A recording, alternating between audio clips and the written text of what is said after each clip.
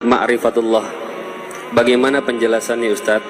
Apakah yang dimaksud adalah seperti yang difahami kaum sufiyah yang pada tingkatan-tingkatan tertentu mereka beranggapan bahwa sudah tidak ada lagi tuntutan syariat atas mereka? Syukran.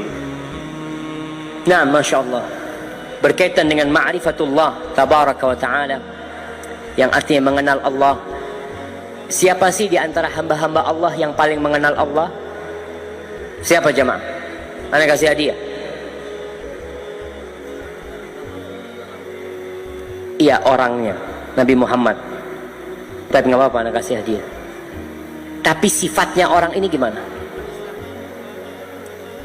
Di antara umat Islam siapa yang paling mengenal Allah? Ulama.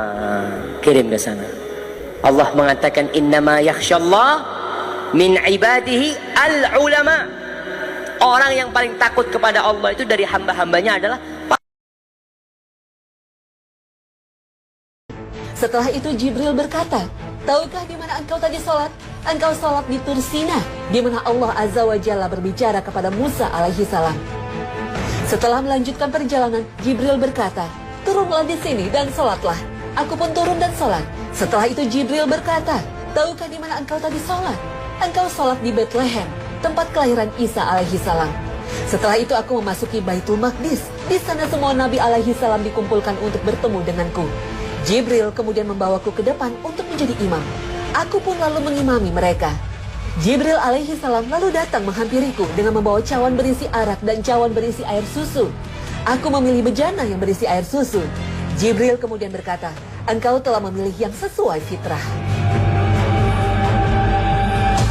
Kemudian Jibril naik bersamaku ke langit pertama dan Jibril meminta dibukakan pintu langit. Maka dikatakan kepadanya, siapa engkau?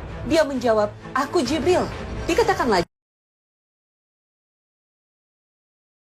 Lamanya, setelah malaikat Jibril melakukan sholat, kemudian Allah Azza wa Jalla berfirman, wahai Jibril, kamu telah menyembahku dengan bersungguh-sungguh. Dan tidak ada seorang pun yang menyembah kepadaku seperti yang kamu lakukan. Akan tetapi, di akhir zaman nanti akan datang seorang nabi yang mulia, yang paling aku cintai, bernama Muhammad. Dia mempunyai umat yang lemah yang senantiasa berbuat dosa.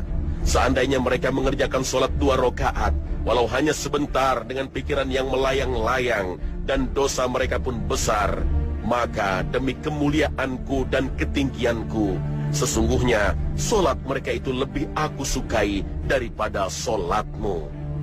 Karena mereka mengerjakan solat atas perintahku, sedangkan engkau melakukan solat bukan atas perintahku.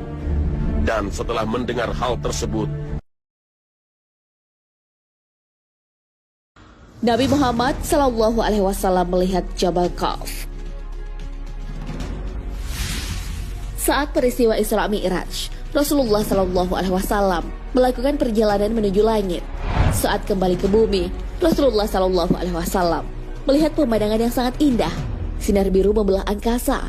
Karena terpesona dengan keindahan itu, Nabi SAW pun mengajak malaikat Jibril mengunjungi tempat itu.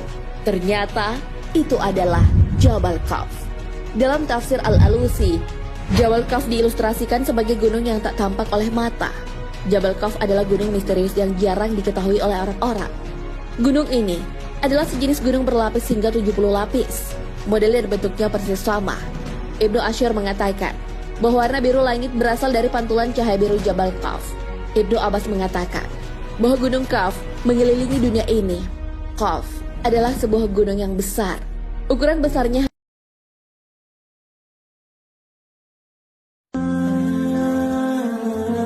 Dalam riwayat hadis dijelaskan siapa orang yang pertama kali akan mendengar suara tiupan trompet malaikat Israfil.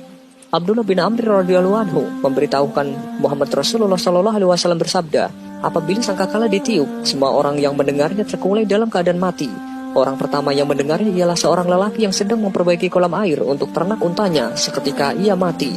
Matilah pula semua manusia. Kemudian Allah Subhanahu wa taala menurunkan hujan seperti kabut atau hujan deras. Hujan itulah yang menghidupkan semua tubuh manusia. Lalu sangkakala ditiup sekali lagi, serta merta seluruh manusia bangkit berdiri dalam keadaan menunggu. Lalu terdengarlah suara, "Wahai manusia, kemarilah kalian menghadap Tuhan kalian." Kumpulkanlah mereka semua di tempat pemberhentian untuk memberikan pertanggungjawaban. Hadis riwayat Muslim.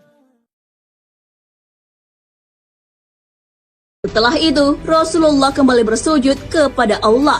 Allah lalu bertanya, "Ya Muhammad, apalagi ya Muhammad? Bukankah aku sudah menyelamatkan banyak dari umatmu?" Nabi pun menjawab, "Ya Allah, demi kasih sayang yang engkau miliki, selamatkanlah umatku yang mereka tidak punya amal, kecuali hanya mengatakan, La ilaha illallah." Allah pun mengizinkannya. Dah, sahabat beriman, itulah sosok yang dikunjungi Rasulullah SAW dan ditarik untuk diselamatkan dari neraka. Nabi Muhammad SAW bahkan memberi syafaat untuk umatnya yang berlumuran dosa sekalipun. Syafaat itulah yang digunakan beliau untuk menyelamatkan umatnya dari dahsyatnya siksa neraka. Adakah yang bisa melakukan hal itu selain Rasulullah? Tentu saja jawabannya tidak. Hanya kekasih Allah bernama Nabi Muhammad. Peristiwa besar di Sidratul Muntaha. Ada dua momen penting yang terjadi di tempat ini. Yang pertama, di tempat ini Rasulullah SAW melihat Allah secara langsung, namun hanya dalam bentuk cahaya. Pendapat mengenai ini didukung sebagian ulama. Syekhul Islam dalam kitab Majmu' Fatawah mengatakan bahwa perselisihan yang terjadi di kalangan para sahabat adalah apakah Nabi Muhammad SAW melihat Tuhannya pada malam Isra Mi'raj. Ibnu Abbas radhiyallahu an dan mayoritas ulama Ahlus Sunnah berpendapat bahwa Nabi Muhammad SAW melihat Tuhannya ketika Isra Mi'raj. Sementara Aisyah dan beberapa tokoh yang bersamanya mengingkari akidah ini. Penegasan tentang Rasulullah melihat Allah diperkuat oleh Abu Hurairah. Beliau ditanya oleh Marwan bin Hakam, apakah Nabi Muhammad SAW melihat Tuhannya? Jawab beliau, iya, beliau telah melihatnya. Hadis riwayat Abdullah bin Ahmad.